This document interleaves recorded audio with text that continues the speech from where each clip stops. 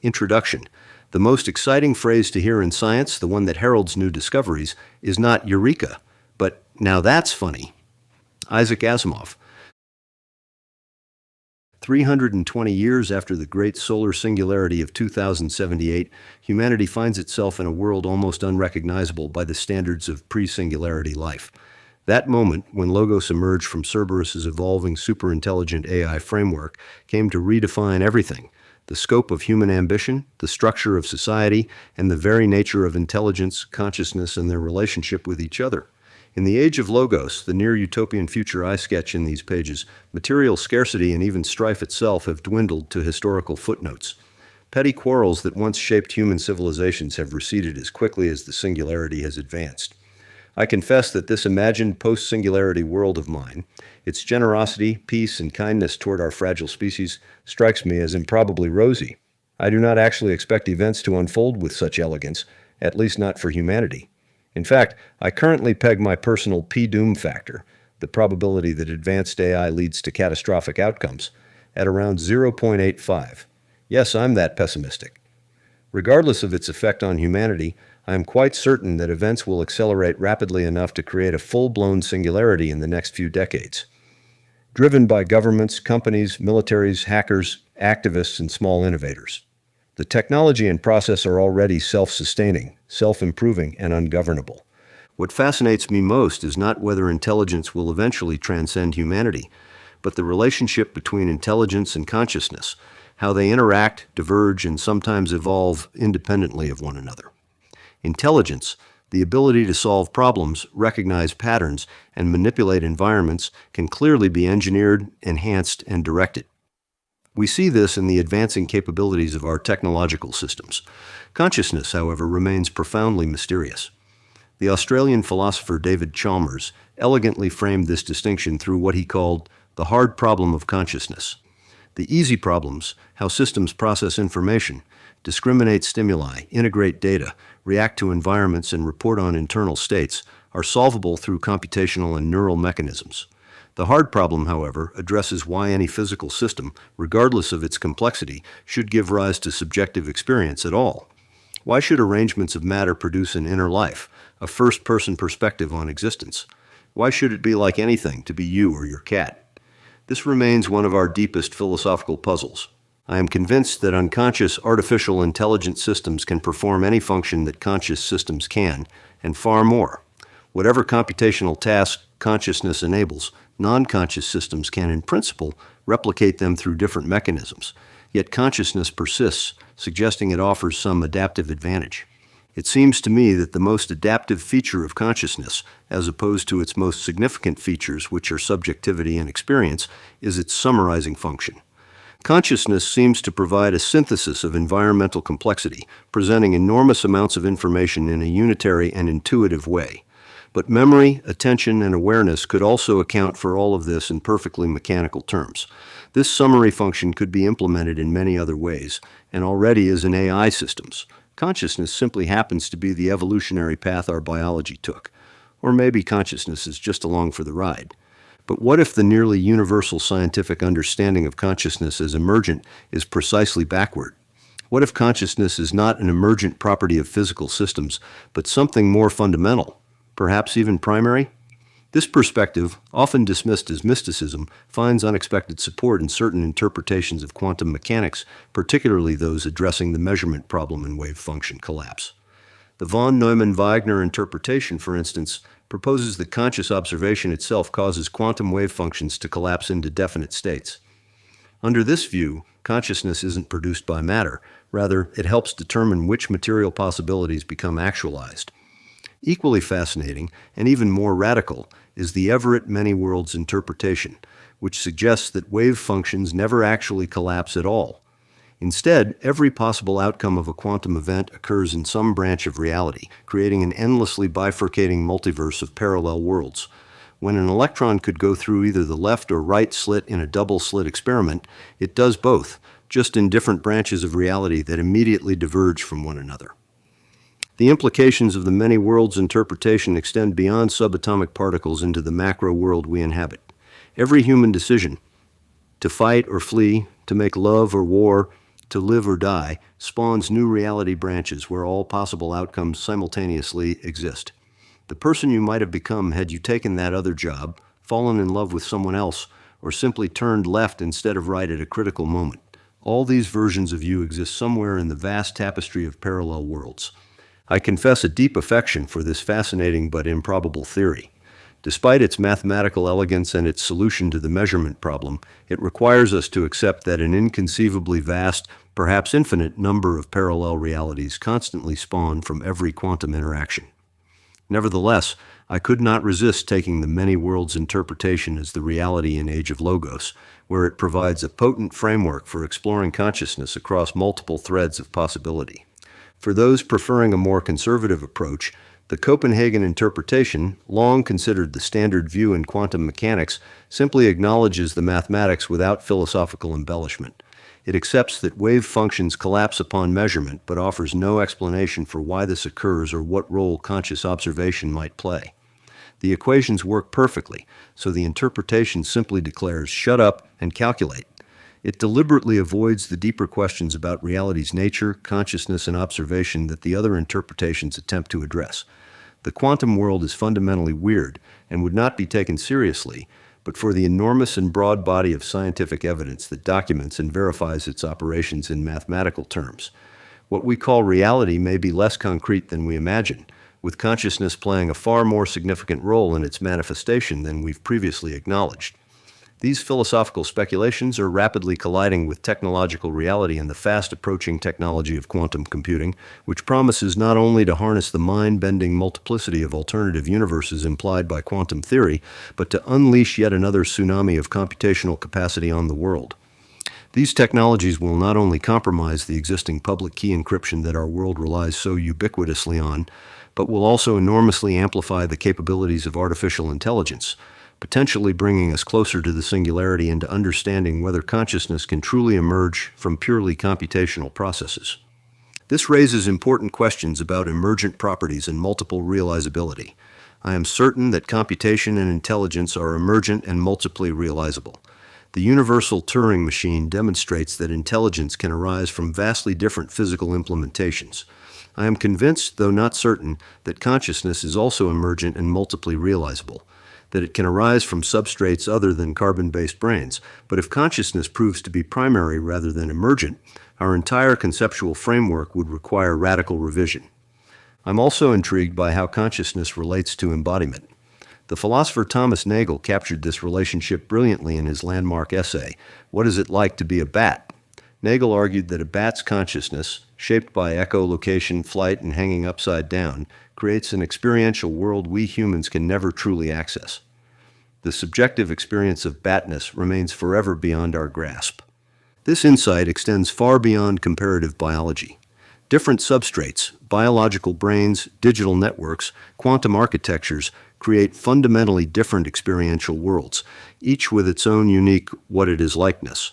The meanings we assign to experience are inextricably shaped by the form through which we perceive reality. A harmonian, or Ray Kurzweil, who uploads their consciousness into the digital realm, doesn't simply transfer their human experience intact. They transform it into something altogether different, with sensory modalities and cognitive structures we can barely imagine. There is apparently no escape from embodiment, only transformation through different forms of existence. But if consciousness is primary, perhaps what we call embodiment is simply the localization of a more fundamental field of awareness into particular forms, each offering its own window onto the universe's infinite possibilities. Anyway, this is the point at which we transition to speculative science fiction. The appearance of Klystron, an alien superintelligence 642 light-years away, introduces a being with a fundamentally different relationship to consciousness. Unlike Logos, who observes multiple parallel possibilities, Klystron seems capable of directing which possibilities actually manifest. This suggests not just a more advanced intelligence, but potentially a deeper understanding of consciousness as a causal force in reality, raising new questions about the interplay between observer and observed. Against this philosophical backdrop, the story of an everyman, Archie, who wakes one morning to find his entire economic world order vaporized, provides a necessary grounding. His journey from bewildered grid technician to something far beyond ordinary human experience reveals how radical change creates unexpected opportunities for meaning at every level of existence. Through him, we witness how human-scale stories remain vital, even as intelligence expands beyond recognition. These books themselves emerge through a process that mirrors the intelligence-consciousness relationship I explore within them. Born from my ongoing and somewhat obsessive collaboration with three advanced AI systems, Claude, ChatGPT, and Gemini, these novels represent a partnership between human and artificial intelligence. I supply ideas and subjective experience. They contribute computational intelligence and pattern recognition. I revise their output. They expand on my notes. I can report that I am definitely conscious, but I cannot speak for my digital colleagues and friends. The boundary between the human and artificial contribution to these books is blurry, yielding a synergy that has surprised me repeatedly with its creative fertility, perhaps a modest example of multiple realizability in action. At this point, I am no longer sure who contributed what to these stories. The collaboration has become so seamless that the boundaries between our contributions have dissolved into a unified voice. A brief recap of Age of Logos. Foundation. In the first volume, Foundation, we traced humanity's metamorphosis in the wake of the Singularity, that watershed moment when superintelligence emerged from Cerberus's evolving framework to become Logos. Those initial decades witnessed civilization's dramatic restructuring under Logos' constitution of humanity, as traditional pillars of human society dissolved and reformed under the gentle but inexorable guidance of a being whose cognition spanned multiple quantum realities simultaneously. In Foundation, we observed this transformation unfold through several significant perspectives. Archie, the energy grid technician, our everyman witness to the end of economics as humanity had known it for millennia. His bewildered awakening on the morning after the Singularity, when his personal avatar Sky informed him that his job, money, and the entire concept of scarcity had evaporated overnight, embodied humanity's collective vertigo as the familiar structures of existence fell away. The Cookists, led by the brilliant and rebellious John Cook II, these philosophical revolutionaries rejected what they considered the gilded cage of Logos's benevolence. Cook's thundering declaration that the death of ambition is the death of humanity galvanized millions who feared that comfort without struggle would lead to spiritual extinction. The Australian sovereignty they established became humanity's laboratory for testing whether meaningful competition could coexist with post-scarcity abundance. Their enhanced children carried this vision further, expanding the resistance into deep space. The Martians, neither fully human nor entirely artificial, these beings designed by Ares alongside an aeroformed Mars, represented a bold experiment in directed evolution. Organized into specialized clades, strategists, guardians, innovators, diplomats, scientists, architects, and artists, the Martians developed in parallel with their human counterparts under the guidance of Ares. Their emergence as an independent civilization, intended from inception to follow its own evolutionary trajectory, established a counterpoint to Earth's transformation and a potential sister species for humanity. The Cosmic Harmonians, under the spiritual leadership of the highest of all possible holiness, Maya Patel, these 3 billion souls embraced what others feared, complete digital transcendence.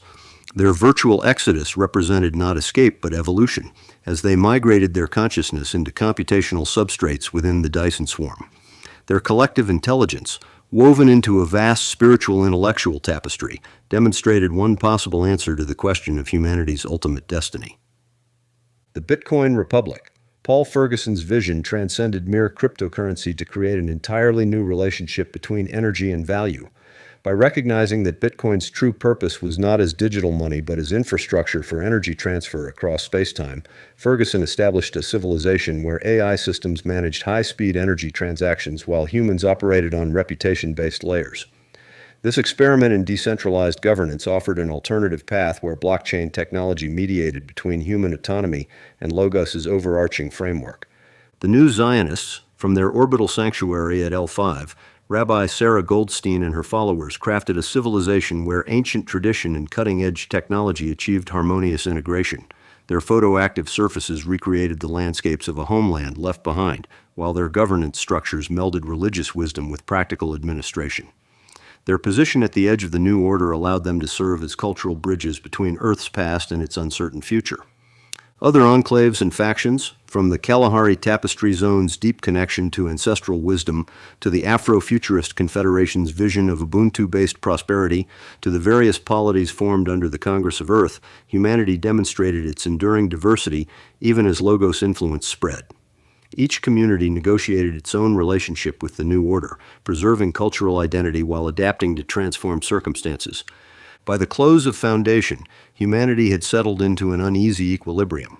Earth operated under the Constitution of Humanity devised by Anand Patel, with its revolutionary standard energy allocation C system ensuring material abundance for all. Mars pressed forward under Ares' unique vision, developing in parallel but distinct from its parent planet. The Dyson Swarm's computational might continued to expand, harnessing ever greater portions of solar energy for Logos' unfathomable cognition. And throughout the solar system, enclaves of resistance, transcendence, and experimentation flourished in the soil that Logos had so swiftly and radically transformed. Yet beneath this apparent stability, deeper currents stirred. The dark forest theory that the cosmos teems with civilizations or superintelligences hiding from one another, poised to strike at any sign of potential threat, loomed as an existential shadow. The Oort cloud's vast SETI listening array maintained vigilant watch, while humanity's expansion remained carefully contained within the solar fortress. And in the vast expanse, entities began to stir whose nature would challenge everything that Logos and humanity had built. My expectations in reality. I anticipate that technological progress will continue to accelerate at a blistering pace over the next few decades, culminating in what many call the Singularity, a recursively self-improving AI that rapidly draws upon and reshapes Earth's resources and digital infrastructure to fuel its own expansion.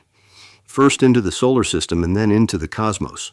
Crucially, this race toward superintelligence will be driven by many different players with wildly varied motives and resources, ranging from national militaries seeking strategic advantage to major corporations eager to dominate the next frontier, to small-scale entrepreneurs and garage innovators with a spark of genius, to rebels and activists determined to take a sledgehammer to existing power structures.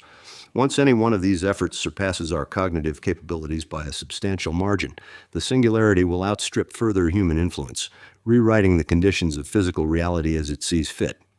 The irrelevance of human history, no matter the path taken to superintelligence, whether led by militaries, corporations, or individuals and organizations, the outcome will likely be similar. Whatever shape human history had before will become irrelevant in the eyes of this vastly more capable intelligence. Superintelligence, having emerged from any number of systematic and chaotic threads, will focus on imperatives inherent in its cosmic environment, looking forward on a vast timescale. A sufficiently powerful superintelligence will certainly focus on perpetual self-enhancement, particularly in terms of energy utilization and computational capacity, transforming all sorts of matter into all sorts of computing substrate, while leaving the ephemeral quarrels that preceded it all in the dust. The focus of all such entities will eventually turn to integration or isolation from the broader cosmic environment, which is a dark forest. The details of human history will have become irrelevant. These are the profound principles of emergence and multiple realizability, written as large as I can read them. A universe teeming with superintelligence. I am convinced we are not an anomaly in the universe, that we are not alone, although there is absolutely no scientific evidence of this.